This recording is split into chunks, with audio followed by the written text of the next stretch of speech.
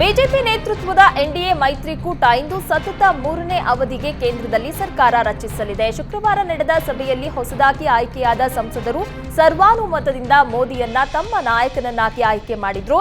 ಸರ್ಕಾರ ರಚನೆಗಾಗಿ ಮೋದಿ ಹಕ್ಕು ಮಂಡಿಸಿದ್ದಾರೆ. ಇಂದು ಸಂಜೆ 7:15 ಮೋದಿ 3ನೇ ಬಾರಿ ಪ್ರಧಾನಮಂತ್ರಿಯಾಗಿ ಪದಗ್ರಹಣ ಮಾಡಲಿದ್ದಾರೆ. ಸಮಾರಂಭದಲ್ಲಿ 8,000ಕ್ಕೂ ಹೆಚ್ಚು ಗಣ್ಯರು ಭಾಗಿಯಾಗುವ ನಿರೀಕ್ಷೆ ಇದೆ. तीसरी बार ಮೋದಿ ಸರ್ಕಾರ ಎಂಬ ಬಿಜೆಪಿ ನಾಯಕರ ಘೋಷಣೆ ನಿಜವಾಗ್ತಾ ಇದೆ. ನರೇಂದ್ರ ಮೋದಿ ನೇತೃತ್ವದ ಎನ್ಡಿಎ ಸರ್ಕಾರ ರಚನೆ ಆಗೋದಕ್ಕೆ ಕೆಲವೇ ಗಂಟೆಗಳು ಬಾಕಿ ಇದ್ದು ಕೌಂಟ್ ಡೌನ್ ಶುರುವಾಗಿದೆ. ಪ್ರಮಾಣ ವಚನಕ್ಕೂ ಮುನ್ನ ನರೇಂದ್ರ ಮೋದಿ ರಾಜ್ಘಾಟ್ಗೆ ಭೇಟಿ ನೀಡಿ ಮಹಾತ್ಮ ಗಾಂಧಿ ಸಮಾಧಿಗೆ ನಮನ ಸಲ್ಲಿಸಿದ್ದಾರೆ. ಜೊತೆಗೆ ಅಟಲ್ ಸ್ಮಾರಕ, ರಾಷ್ಟ್ರೀಯ ಯುದ್ಧ ಸ್ಮಾರಕಕ್ಕೆ ಭೇಟಿ ನೀಡಿ ಪುಷ್ಪ ನಮನ ಸಲ್ಲಿಸಿದ್ರು. ಪ್ರಧಾನಿ ಮೋದಿಗೆ ಹರ್ಷದೀಪ್ ಸಿಂಗ್ ಪುರಿ ಸೇರಿದಂತೆ ಹಲವು ನಾಯಕರು ಸಾಥ್ ನೀಡಿದ್ರು. ನರೇಂದ್ರ ಮೋದಿ ಮತ್ತೊಮ್ಮೆ ಭಾರತದ ಚುಕ್ಕಾಣಿ ಹಿಡಿಯಲಿದ್ದಾರೆ. 2014ರಿಂದ ಶುರುವಾದ ನಮೋ ಯುಗ ಮುಂದಿನ 5 ವರ್ಷಕ್ಕೂ ಮುಂದುವರಿಯಲಿದೆ. ಈ ಹಿಂದಿನ 2 ಅವಧಿಗೆ ನಮೋ ಏಕಾಂಗಿಯಾಗಿ ದಿಟ್ಟ ನಿರ್ಧಾರದ ಸರ್ಕಾರವನ್ನ ಚಲಾಯಿಸಿದ್ರು. ಆದರೆ ಈ ಬಾರಿ ಎನ್ಡಿಎ ಮೈತ್ರಿಕೂಟಕ್ಕೆ ಸರಳ ಬಹುಮತ ದೊರೆತಿದ್ದು ಮಿತ್ರ ಪಕ್ಷಗಳನ್ನ ಒಗ್ಗೂಡಿಸಿಕೊಂಡು ಹೋಗುವ ಸವಾಲು ಬಿಜೆಪಿ ನಾಯಕರ ಮುಂದಿದೆ. ಮೊದಲ ಹಂತದಲ್ಲಿ 52ರಿಂದ 55 ಸಚಿವರ ಪ್ರಮಾಣ ವಚನ ಸ್ವೀಕರಿಸುವ ಸಾಧ್ಯತೆ ಇದೆ. ಇದರಲ್ಲಿ 19ರಿಂದ 22 ಮಂದಿ ಸಂಪುಟ ದರ್ಜೆ ಸಚಿವರಾಗಿ ಪದಗ್ರಹಣ ಮಾಡಲಿದ್ದಾರೆ. ಉಳಿದ 30ರಿಂದ 35 ಸಂಸದರು ರಾಜ್ಯ ಖಾತೆ ಸಚಿವರಾಗಿ, ಸ್ವತಂತ್ರ ಖಾತೆ ಸಚಿವರಾಗಿ ಪ್ರಮಾಣ ವಚನ ಸ್ವೀಕರಿಸುವ ಸಾಧ್ಯತೆ ಇದೆ. ದೇಶದಲ್ಲಿ ಎನ್ಡಿಎ ಮೈತ್ರಿಕೂಟ ಅಧಿಕಾರದ ಗದ್ದುಗೆ ಹಿಡಿಯುತ್ತಿದೆ. ಮಿತ್ರ ಪಕ್ಷಗಳ ಜೊತೆ ಸೇರಿ ಕೇಸರಿ ಸೇನೆ ಭವ್ಯ ಭಾರತದ ಚುಕ್ಕಾಣಿ ಹಿಡಿಯಲು ಸಜ್ಜಾಗಿದೆ. ಜಗತ್ತಿನ ಅತಿ ದೊಡ್ಡ ಪ್ರಜಾಪ್ರಭುತ್ವ ರಾಷ್ಟ್ರಕ್ಕೆ ಮೋದಿ ಮತ್ತೊಮ್ಮೆ ಪ್ರಧಾನಿಯಾಗಲು ಕ್ಷಣಗಣನೆ ಶುರುವಾಗಿದೆ. ದೇಶ ವಿದೇಶಗಳ ಗಣ್ಯರು ನರೇಂದ್ರ ಮೋದಿಯ ಮತ್ತೊಂದು ಯುಗಾರಂಭಕ್ಕೆ ಸಾಕ್ಷಿಯಾಗಲಿದ್ದಾರೆ. ದೆಹಲಿಯಲ್ಲಿರುವ ರಾಷ್ಟ್ರಪತಿ ಭವನದಲ್ಲಿ ಪ್ರಮಾಣ ವಚನ ಕಾರ್ಯಕ್ರಮ ಆಯೋಜನೆ ಮಾಡಲಾಗಿದೆ. ಶ್ರೀಲಂಕಾ ಅಧ್ಯಕ್ಷ ರನಿಲ್ ವಿಕ್ರಮಸಿಂಘೆ, ಸೆಷೆಲ್ಸ್ ಅಧ್ಯಕ್ಷ ವಾವೆಲ್ ರಾವ್ ಕಾಲಾವನ್, ಭೂತಾನ್ ಪ್ರಧಾನಿ ತೇಶ್ರಿಂಗ್ ತೊಗ್ಬೆ, ಮಾರಿಷಸ್ ಪ್ರಧಾನಿ ಪ್ರವಿಂದ್ ಜುಗನ್ನಾಥ್, ಬಾಂಗ್ಲಾದೇಶದ ಪ್ರಧಾನಿ ಶೇಖ್ ಹಸೀನಾ, ನೇಪಾಳ ಪ್ರಧಾನಿ ಪುಷ್ಪ ಕಮಲ್ ದಹಲ್, ಮಾಲ್ಡೀವ್ಸ್ ಅಧ್ಯಕ್ಷ ಮೊಹಮ್ಮದ್ ಮೊಯಿಜು ಕೂಡ ಮೋದಿ ಪದಗ್ರಹಣ ಕಾರ್ಯಕ್ರಮದಲ್ಲಿ ಭಾಗಿಯಾಗಲಿದ್ದಾರೆ. 2019ರ ಲೋಕಸಭೆ ಚುನಾವಣೆಯಲ್ಲಿ ಚಂದ್ರಬಾಬು ನಾಯ್ಡು ನೇತೃತ್ವದ ಟಿಡಿಪಿ ಪಕ್ಷ ಕಿಂಗ್ ಮೇಕರ್ ಆಗಿ ಹೊರಹೊಮ್ಮಿದೆ. ಎನ್ಡಿಎ ಮೈತ್ರಿಕೂಟಕ್ಕೆ ಬೆಂಬಲ ಸೂಚಿಸಿರುವ ಚಂದ್ರಬಾಬು ನಾಯ್ಡು ಮೋದಿ ಸಂಪುಟದಲ್ಲಿ ಯಾವುದೇ ಸ್ಥಾನ ಕೇಳೋದಿಲ್ಲ ಎಂದು ಸ್ಪಷ್ಟಪಡಿಸಿದ್ದಾರೆ. ಮೋದಿ ಕ್ಯಾಬಿನೆಟ್ನಲ್ಲಿ ಯಾವುದೇ ಸ್ಥಾನ ಬೇಡ, ಯಾವುದೇ ಬೇಡಿಕೆಯನ್ನು ಇಡೋದಿಲ್ಲ, ಆದರೆ ನಮ್ಮ ರಾಜ್ಯಕ್ಕೆ ಕೇಂದ್ರ ಸಹಾಯ ಮಾಡಬೇಕು ಎಂದು ಹೇಳಿದ್ದಾರೆ ಎನ್ನಲಾಗ್ತಾ ಇದೆ.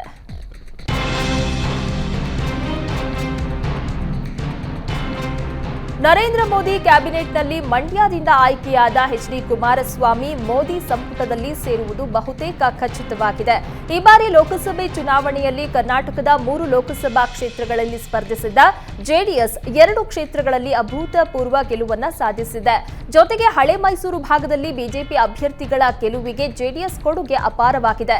ಹೀಗಾಗಿ ಈ ಬಾರಿ ಮೋದಿ ಸಂಪುಟದಲ್ಲಿ ಎಚ್ಡಿ ಕುಮಾರಸ್ವಾಮಿಗೆ ಸಚಿವ ಸ್ಥಾನ ಬಹುತೇಕ ಫಿಕ್ಸ್ ಆಗಿದೆ. ಈ ಬಾರಿ ಕರ್ನಾಟಕದ 4 ಮೋದಿ ಸಂಪುಟದಲ್ಲಿ ಸ್ಥಾನ ಸಿಗುವುದು ಖಚಿತವಾಗಿದೆ. ಮಂಡ್ಯದಿಂದ ಗೆದ್ದಿರುವ ಎಚ್ಡಿ ಕುಮಾರಸ್ವಾಮಿ, ಧಾರವಾಡ ಸಂಸದ ಪ್ರಹ್ಲಾದ್ ಜೋಶಿ, ಕರ್ನಾಟಕದಿಂದ ರಾಜ್ಯಸಭೆಗೆ ಆಯ್ಕೆಯಾದ ನಿರ್ಮಲಾ ಸೀತಾರಾಮನ್ಗೂ ಕೇಂದ್ರ ಸಚಿವ ಸ್ಥಾನ ದೊರೆಯಲಿದೆ ಎನ್ನಲಾಗ್ತಾ ಇದೆ. ಬೆಂಗಳೂರು ಉತ್ತರ ಕ್ಷೇತ್ರದ ಸಂಸದೆ ಶೋಭಾ ಕರಂದ್ಲಾಜೆ, ತುಮಕೂರು ಲೋಕಸಭಾ ಕ್ಷೇತ್ರದ ಸಂಸದ ಸೋಮಣ್ಣಗೆ ರಾಜ್ಯ ಖಾತೆ ಸಚಿವರಾಗಲಿದ್ದಾರೆ ಎನ್ನಲಾಗ್ತಾ ಇದೆ. ಮೋದಿ ಸಂಪುಟದಲ್ಲಿ 2 ಒಕ್ಕಲಿಗ, ಒಬ್ಬ ಬ್ರಾಹ್ಮಣ, ಒಬ್ಬ ಲಿಂಗಾಯತರಿಗೆ ಸ್ಥಾನಮಾನ ದೊರೆಯಲಿದೆ ಎನ್ನಲಾಗ್ತಾ ಇದೆ.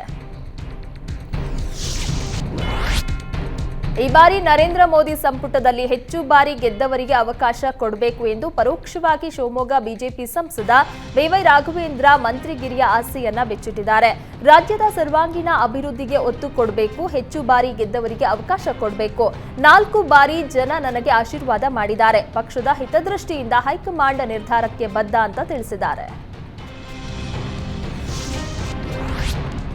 ನರೇಂದ್ರ ಮೋದಿ ಅವರು 3ನೇ ಬಾರಿಗೆ ಭಾರತದ ಪ್ರಧಾನಿಯಾಗಿ ಇಂದು ಪ್ರಮಾಣ ವಚನ ಸ್ವೀಕರಿಸಲಿದ್ದಾರೆ. ನರೇಂದ್ರ ಮೋದಿ ಪದಗ್ರಹಣಕ್ಕೆ ವಿಪಕ್ಷಗಳಿಗೂ ಆಹ್ವಾನ ನೀಡಲಾಗಿದ್ದು, ನರೇಂದ್ರ ಮೋದಿ ಪದಗ್ರಹಣ ಕಾರ್ಯಕ್ರಮವನ್ನು ಟಿಎಂಸಿ ನಾಯಕರು ಬಹಿಷ್ಕರಿಸಿದ್ದಾರೆ. ಪ್ರಜಾಪ್ರಭುತ್ವದ ವಿರುದ್ಧ ಎನ್ಡಿಎ ಸರ್ಕಾರ ರಚನೆಯಾಗಿದೆ. ಕಾಲ ಬದಲಾಗಲಿ. ನಾವು ಕಾಯ್ತಾ ಇದ್ದೀವಿ. ಸ್ವಲ್ಪ ದಿನ ಈ ಸರ್ಕಾರ ನಡೆಯಲಿ. ಮುಂದೆ ನಮ್ಮದೇ ಅಧಿಕಾರ. ಐಎನ್ಡಿಎ ಕೂಟ ಸರ್ಕಾರ ಮಾಡುತ್ತೆ ಎಂದು ಮಮತಾ ಬ್ಯಾನರ್ಜಿ ಕಿಡಿಕಾರಿದ್ರು. ಒಬ್ಬ ರಾಷ್ಟ್ರಭಕ್ತ 3ನೇ ಬಾರಿ ಪ್ರಧಾನಿ ಆಗ್ತಾ ಇದ್ದಾರೆ ಎಂದು ಉಡುಪಿ ಚಿಕ್ಕಮಗಳೂರು ಸಂಸದ ಕೋಟಾ ಶ್ರೀನಿವಾಸ ಪೂಜಾರಿ ಮೋದಿಯನ್ನ ಹಾಡಿ ಹೊಗಳಿದ್ದಾರೆ. ಮೋದಿ ಮತ್ತೊಮ್ಮೆ ಪ್ರಧಾನಿ ಆಗ್ತಾ ಇರೋದು ದೇಶಕ್ಕೆ ಹೆಮ್ಮೆಯ ಸಂಗತಿ. ಎನ್ಡಿಎ ಒಕ್ಕೂಟದಲ್ಲಿ ಎಲ್ಲರನ್ನೂ ವಿಶ್ವಾಸಕ್ಕೆ ತೆಗೆದುಕೊಳ್ಬೇಕು. ರಾಜ್ಯಕ್ಕೆ ಎಷ್ಟು ಸ್ಥಾನ ಎಂದು ವರಿಷ್ಠರು ನಿರ್ಧರಿಸುತ್ತಾರೆ. ನನಗೆ ಸಚಿವ ಸ್ಥಾನ ಸಿಗುತ್ತೆ ಅಂತ ನಿರೀಕ್ಷೆ ಇಲ್ಲ. ಯಾರೇ ಸಚಿವರಾದ್ರೂ ನನಗೆ ಹೆಚ್ಚಿನ ಖುಷಿ ಇದೆ ಅಂತ ತಿಳಿಸಿದ್ರು.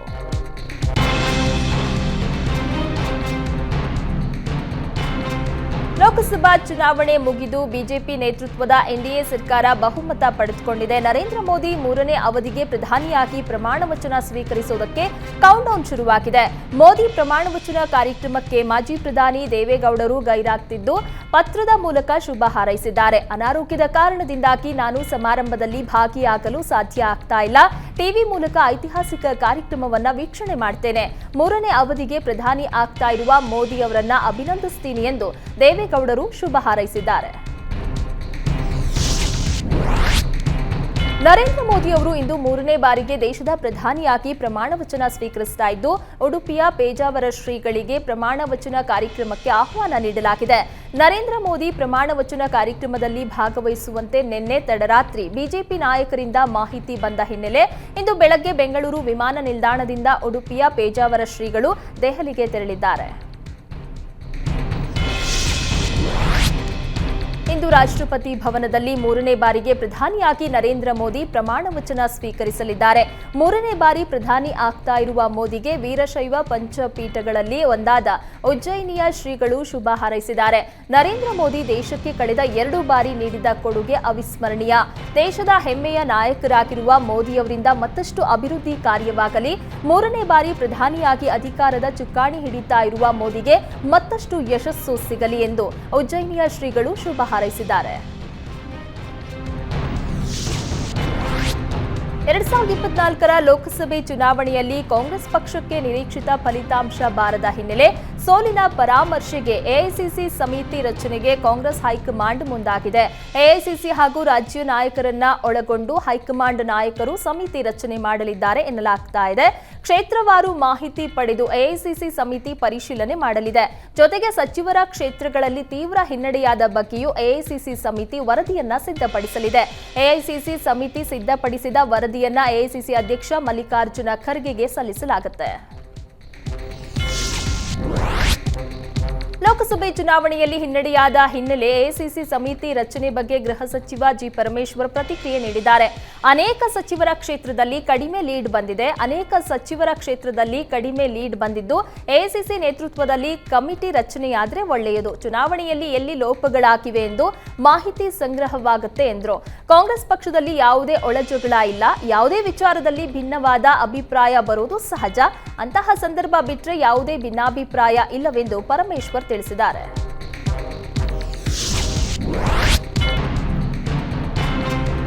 ಕರ್ನಾಟಕದಲ್ಲಿ ಮುಂಗಾರು ಚುರುಕಾಗ್ತಾ ಇದೆ. ಕರ್ನಾಟಕದ ಕರಾವಳಿ ಹಾಗೂ ಉತ್ತರ ಒಳನಾಡಿನಲ್ಲಿ ಇಂದಿನಿಂದ ಮಳೆ ಹೆಚ್ಚಾಗಲಿದ್ದು ರೆಡ್ ಅಲರ್ಟ್ ಘೋಷಿಸಲಾಗಿದೆ. ಕರಾವಳಿಯ ಉತ್ತರ ಕನ್ನಡ, ದಕ್ಷಿಣ ಕನ್ನಡ, ಉಡುಪಿ, ಉತ್ತರ ಒಳನಾಡಿನ ಬಾಗಲಕೋಟೆ, ಹಾವೇರಿ ಜಿಲ್ಲೆಗಳಲ್ಲಿ ಧಾರಾಕಾರ ಮಳೆ ಸುರಿಯಲಿದ್ದು ರೆಡ್ ಅಲರ್ಟ್ ಘೋಷಿಸಲಾಗಿದೆ. ಬೆಳಗಾವಿ, ಧಾರವಾಡ, ಗದಗ, ಕೊಪ್ಪಳ, ರಾಯಚೂರು, ವಿಜಯಪುರ, ಚಿಕ್ಕಬಳ್ಳಾಪುರ, ಚಿತ್ರದುರ್ಗ, ದಾವಣಗೆರೆ ಜಿಲ್ಲೆಗಳಲ್ಲಿ ಆರೆಂಜ್ ಹಾಗೂ ಯೆಲ್ಲೋ ಅಲರ್ಟ್ ಘೋಷಿಸಲಾಗಿದೆ. ಬಾಗಲಕೋಟೆ ಜಿಲ್ಲೆಯಾದ್ಯಂತ ನಿನ್ನೆ ತಡರಾತ್ರಿ ಸುರಿದ ಧಾರಾಕಾರ ಮಳೆಗೆ ಹಲವು ಅವಾಂತರ ಸೃಷ್ಟಿಯಾಗಿದೆ. ಬಾಗಲಕೋಟೆ ಜಿಲ್ಲೆಯ ರಬಕವಿ ಬನಹಟ್ಟಿ ತಾಲೂಕಿನ ರಬಕವಿ ನಗರದಲ್ಲಿ ಭಾರೀ ಮಳೆಗೆ ಮನೆಗಳಿಗೆ ನೀರು ನುಗ್ಗಿ ಜನರು ಹೈರಾಣಾಗಿದ್ದಾರೆ. ಮನೆಗೆ ನೀರು ನುಗ್ಗಿದ ಪರಿಣಾಮ ರಾತ್ರಿ ಇಡೀ ಮಳೆ ನೀರಿನಲ್ಲಿ ಜಾಗರಣೆ ಮಾಡುವ ಪರಿಸ್ಥಿತಿ ನಿರ್ಮಾಣವಾಗಿದೆ. ನಗರಸಭೆ ಅಧಿಕಾರಿಗಳ ನಿರ್ಲಕ್ಷ್ಯದಿಂದ ಮನೆಗೆ ನೀರು ನುಗ್ಗಿದೆ ಎಂದು ಸಾರ್ವಜನಿಕರು ಆಕ್ರೋಶ ವ್ಯಕ್ತಪಡಿಸಿದ್ದಾರೆ. ಮಹಾರಾಷ್ಟ್ರ ಪಶ್ಚಿಮ ಭಾಗದಲ್ಲಿ ಧಾರಾಕಾರ ಮಳೆಯಾಗ್ತಾ ಇದೆ. ಉತ್ತರ ಕರ್ನಾಟಕದ ಜೀವನಾಡಿ ಕೃಷ್ಣಾ ನದಿ ಒಳಹರಿವು ಹೆಚ್ಚಳವಾಗಿದ್ದು, ಕೃಷ್ಣಾ ನದಿ ನೀರು ಬಾಗಲಕೋಟೆ ಜಿಲ್ಲೆಯ ಹಿಪ್ಪರಗಿ ಡ್ಯಾಂ ತಲುಪಿದೆ. ಸದ್ಯ ಹಿಪ್ಪರಗಿ ಜಲಾಶಯದ 22 ಬಾಗಿಲುಗಳನ್ನು ತೆರೆಯಲಾಗಿದ್ದು, ರೈತರ ಮೊಗದಲ್ಲಿ ಸಂತಸ ಮೂಡಿದೆ. ಕಳೆದ 4 ದಿನಗಳಿಂದ ವಿದ್ಯುತ್ ಸಂಪರ್ಕ ಕಡಿತ ಹಿನ್ನೆಲೆ ರಾತ್ರೋರಾತ್ರಿ ಹೆಸ್ಕಾಂ ಕಚೇರಿಗೆ ಗ್ರಾಮಸ್ಥರು ಮುತ್ತಿಗೆ ಹಾಕಿದ ಘಟನೆ ಬೆಳಗಾವಿ ಜಿಲ್ಲೆಯ ಯರಗಟ್ಟಿ ತಾಲೂಕಿನ ಶಿವಾಪುರ ಗ್ರಾಮದಲ್ಲಿ ನಡೆದಿದೆ. 4 ದಿನಗಳಿಂದ ಸರಿಯಾಗಿ ವಿದ್ಯುತ್ ಸಂಪರ್ಕ ಕಲ್ಪಿಸ್ತಾ ಇಲ್ಲ. ಸರಿಯಾಗಿ ವಿದ್ಯುತ್ ಸಂಪರ್ಕ ನೀಡದಿದ್ದರೆ ಉಗ್ರ ಹೋರಾಟ ಮಾಡುವುದಾಗಿ ಹೆಸ್ಕಾಂ ಅಧಿಕಾರಿಗಳಿಗೆ ಗ್ರಾಮಸ್ಥರು ಎಚ್ಚರಿಕೆ ನೀಡಿದ್ದಾರೆ. ಜೂನ್ 1 ರಿಂದ ಜುಲೈ 31ರವರೆಗೆ ಆಳ ಸಮುದ್ರದ ಮೀನುಗಾರರಿಗೆ ನಿಷೇಧಿಸಿದ ಹಿನ್ನೆಲೆ ಮಲ್ಪೆ ಬಂದರಿನಲ್ಲಿ ಸಾವಿರಾರು ಮೀನುಗಾರಿಕೆ ದೋಣಿಗಳು ಲಂಗರು ಹಾಕಿವೆ. ಮಲ್ಪೆಯ ಬಂದರು ಸರ್ವ ಋತು ಬಂದರು ಆಗಿರೋದ್ರಿಂದ ಮಲ್ಪೆ ಮಾತ್ರವಲ್ಲದೆ ಆಸುಪಾಸಿನ ಬೋಟ್ ಸಹ ಮಲ್ಪೆ ಬಂದರಿನಲ್ಲಿ ಆಶ್ರಯ ಪಡೆಯುತ್ತವೆ. ಹೀಗಾಗಿ ಬೋಟ್ಗಳ ನಿಲುಗಡೆಗೆ ಸ್ಥಳಾವಕಾಶದ ಕೊರತೆ ಕಾಡ್ತಾ ಇದ್ದು, ಬಂದರು ವಿಸ್ತರಣೆ ಕಾರ್ಯ ನಡೆಸಬೇಕೆಂದು ಮೀನುಗಾರರು ಆಗ್ರಹಿಸಿದ್ದಾರೆ. ಬೀದರ್ ಜಿಲ್ಲೆಯ ಬಸವಕಲ್ಯಾಣ ಸೇರಿದಂತೆ ಹಲವೆಡೆ ನಿನ್ನೆ ಸುರಿದ ಧಾರಾಕಾರ ಮಳೆಗೆ ಹಲವು ಅವಾಂತರ ಸೃಷ್ಟಿಯಾಗಿದೆ. ಬಸವಕಲ್ಯಾಣ ತಾಲೂಕಿನ ಲಾಡವಂತಿ ಗ್ರಾಮ ಸಂಪರ್ಕಿಸುವ ರಸ್ತೆ ಕೊಚ್ಚಿ ಹೋಗಿದ್ದು, ಸಂಚಾರ ಅಸ್ತವ್ಯಸ್ತವಾಗಿ ವಾಹನ ಸವಾರರು ಪರದಾಟ ನಡೆಸಿದ್ದಾರೆ. ನೂತನ ರಸ್ತೆ ನಿರ್ಮಾಣ ಮಾಡಬೇಕೆಂದು ಲಾಡವಂತಿ ಗ್ರಾಮಸ್ಥರು ಆಗ್ರಹಿಸಿದ್ದಾರೆ. ಇನ್ನು ಜಿಲ್ಲೆಯ ಹಲವೆಡೆ ಜಮೀನುಗಳು ಜಲಾವೃತವಾಗಿದ್ದು, ರೈತರು ಬೆಳೆದ ಬೆಳೆ ಸಂಪೂರ್ಣ ನಾಶವಾಗಿ ಅನ್ನದಾತರು ಕಂಗಾಲಾಗಿದ್ದಾರೆ.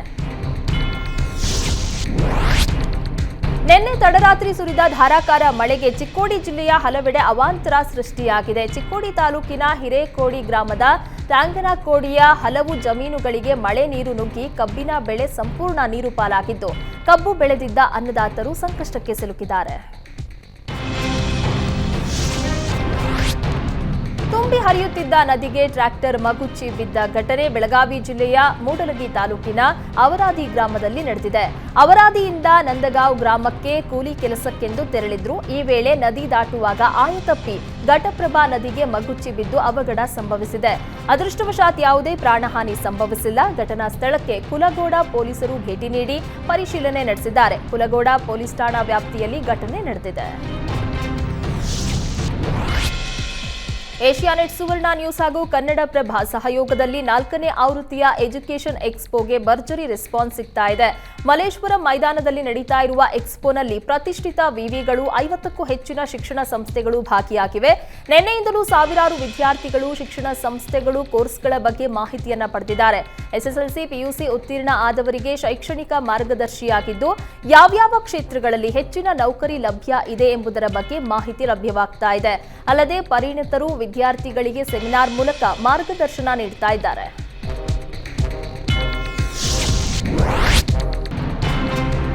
ಚಾಲಕನ ನಿಯಂತ್ರಣ ತಪ್ಪಿ ಬಸ್ ಪಲ್ಟಿಯಾದ ಘಟನೆ ಶಿವಮೊಗ್ಗ ಜಿಲ್ಲೆಯ ಸಾಗರ ತಾಲೂಕಿನ ಆನಂದಪುರ ಸಮೀಪ ಮುಂಬಾಳು ಕ್ರಾಸ್ನಲ್ಲಿ ನಡೆದಿದೆ.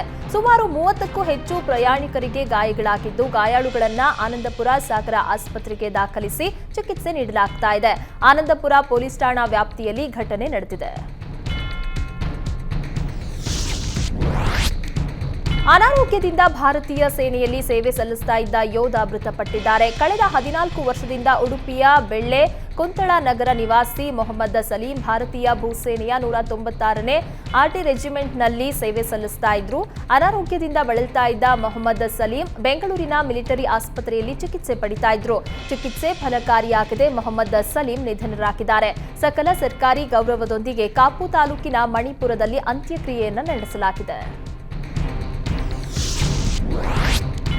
ಪುಲಿಕೇಶಿ ನಗರ ಪೊಲೀಸರು ಭರ್ಜರಿ ಕಾರ್ಯಾಚರಣೆ ನಡೆಸಿ ರಾಬರಿ ಮಾಡ್ತಾ ಇದ್ದ ಕುಖ್ಯಾತ ಕಳ್ಳರನ್ನ ಬಂಧನ ಮಾಡಿದ್ದಾರೆ. ಮೊಹಮ್ಮದ್ ಜಬಿ, ರಿಯಾನ್ ಬಂಧಿತ ಆರೋಪಿಗಳು ಬೆಂಗಳೂರಿನ ಹಲವು ಏರಿಯಾಗಳಲ್ಲಿ ಕಳ್ಳತನ ಮಾಡ್ತಾ ಇದ್ರು. ರಾಬರಿ ಪ್ರಕರಣಕ್ಕೆ ಸಂಬಂಧಿಸಿದಂತೆ ಇಬ್ಬರನ್ನ ಪೊಲೀಸರು ಬಂಧಿಸಿದ್ದಾರೆ. ಬಂಧಿತ ಆರೋಪಿ ಮೊಹಮ್ಮದ್ ಜಬಿ ಮೇಲೆ ಈ ಹಿಂದೆ ಕೊಲೆ ಸೇರಿದಂತೆ ಹಲವು ಪ್ರಕರಣಗಳಲ್ಲಿ ಭಾಗಿಯಾಗಿದ್ದಾನೆ. ಬಂಧಿತರಿಂದ ಒಂದು ಬೈಕ್ ಅನ್ನ ವಶಪಡಿಸಿಕೊಳ್ಳಲಾಗಿದೆ. ಈ ಕುರಿತು ಪುಲಿಕೇಶಿ ನಗರ ಠಾಣೆಯಲ್ಲಿ ಪ್ರಕರಣ ದಾಖಲಾಗಿದೆ. ಬೆಂಗಳೂರಿನಲ್ಲೊಬ್ಬ ಖತರ್ನಾಕ್ ಕಳ್ಳನಿಗೆ ತಲಘಟ್ಟಪುರ ಪೊಲೀಸರು ಹೆಡೆಮುರಿ ಕಟ್ಟಿದ್ದಾರೆ. ಹಗಲಿನಲ್ಲಿ ರೀಲ್ಸ್ ಮಾಡ್ತಾ ರಾತ್ರಿ ವೇಳೆ ಮನೆ ಕಳ್ಳತನ ಮಾಡ್ತಾ ಇದ್ದ ಆರೋಪಿ ರಾಜನನ್ನ ಪೊಲೀಸರು ಬಂಧಿಸಿದ್ದಾರೆ. ಇನ್ನು ತಲಘಟ್ಟ ಪೊಲೀಸರು ಕಾರ್ಯಾಚರಣೆಯನ್ನ ನಡೆಸಿ ಇನ್ನಿಬ್ಬರು ಮನೆಗಳ್ಳರನ್ನ ಬಂಧಿಸಿದ್ದಾರೆ. ಹಮೀದ್ ಖಾನ್ ಹಾಗೂ ಖಲೀಲ್ ಉಲ್ಲಾ ಶರೀಫ್ ಬಂಧಿತ ಆರೋಪಿಗಳು. ಬಂಧಿತರಿಂದ 200 ಗ್ರಾಂ ಚಿನ್ನಾಭರಣ, ಕೆಜಿ ಬೆಳ್ಳಿ ಆಭರಣಗಳನ್ನು ವಶಕ್ಕೆ ಪಡೆದಿದ್ದಾರೆ.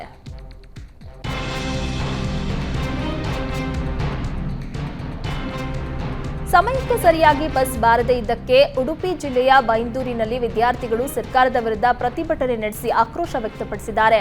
ಬಿಟ್ಟಿ ಬಾಕಿಗಳನ್ನ ಬಿಡಿ, ಬಸ್ಸು ಕೊಡಿ, ಉಚಿತ ಬಸ್ನಿಂದಾಗಿ ವಿದ್ಯಾರ್ಥಿಗಳು ಅಲೆದಾಡುವಂತಾಗಿದೆ. ವಿದ್ಯಾರ್ಥಿಗಳು ಸರಿಯಾದ ಸಮಯಕ್ಕೆ ಮನೆ ತಲುಪುವುದು ಕಷ್ಟವಾಗ್ತಾ ಇದೆ. ಅಲ್ಲದೆ ಬಿಟ್ಟಿ ಭಾಗ್ಯಗಳಿಂದ ಅನಾಹುತಗಳೇ ಹೆಚ್ಚಾಗ್ತಾ ಇದೆ. ನಾವು ಹಣ ಕೊಟ್ಟು ಬರುತ್ತೇವೆ, ನಮಗೆ ಬಸ್ ವ್ಯವಸ್ಥೆ ಸರಿಯಾಗಿ ಕೊಡಿ ಅಂತ ವಿದ್ಯಾರ್ಥಿನಿಯರು ಆಗ್ರಹಿಸಿದ್ದಾರೆ.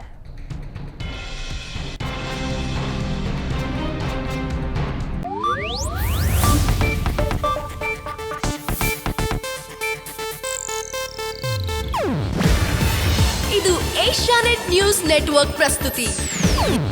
ನೀವು ನೋಡ್ತಿದ್ದೀರಾ ಏಷ್ಯಾನೆಟ್ ಸುವರ್ಣ ನ್ಯೂಸ್.